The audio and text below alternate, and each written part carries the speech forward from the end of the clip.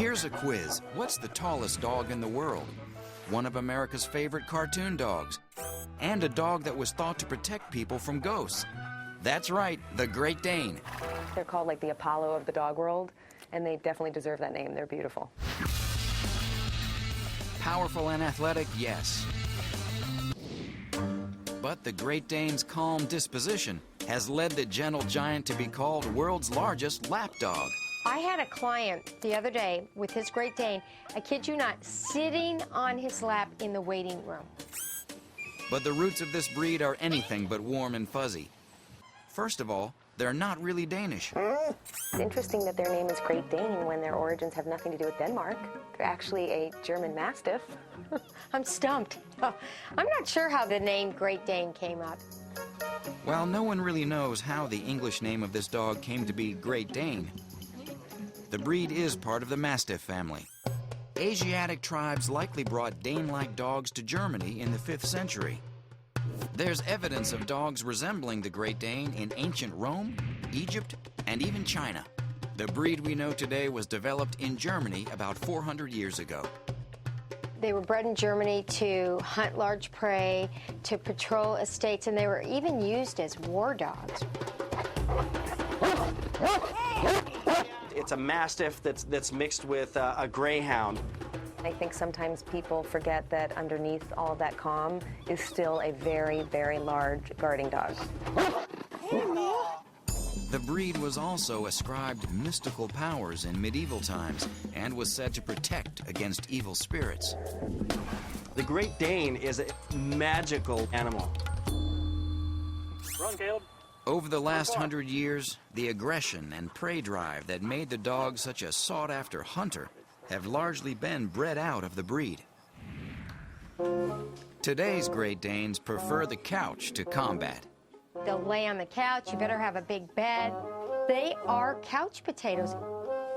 The physical characteristics bred into this dog leave no doubt as to its original purpose.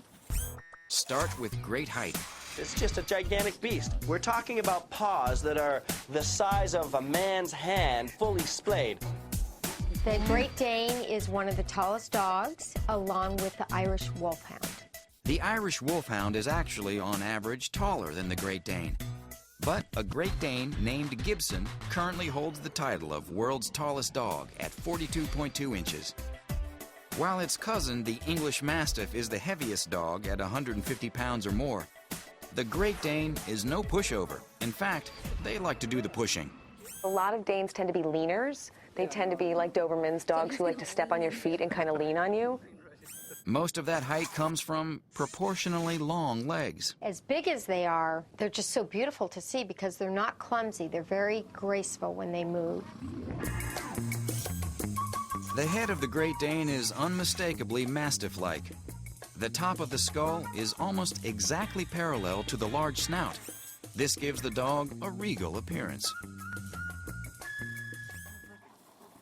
The Great Dane is one of the most varied of all breeds. They can weigh anywhere from 120 to 200 pounds, and there are 6 coat color varieties. For the most part, they do well almost anywhere, but Danes do need space. This isn't a dog that you cramp into an apartment. This is a dog that needs to stretch its legs out every single day. Its large size makes it critical to train this dog early. The Great Dane is a short-haired dog, so grooming is no sweat. As easy as hosing them off and sponging them down. Unfortunately, health problems abound. This breed has one of the shortest life expectancies of all dogs at 7.5 years. While the legs are often the first to go, Great Danes are prone to a devastating internal disorder. They are the #1 breed of dog to get bloat. It's the #1 reason why a Great Dane dies, and that's unfortunate because you get such a close bond with them. Bloat can occur when a dog with a full stomach engages in heavy activity, like exercise.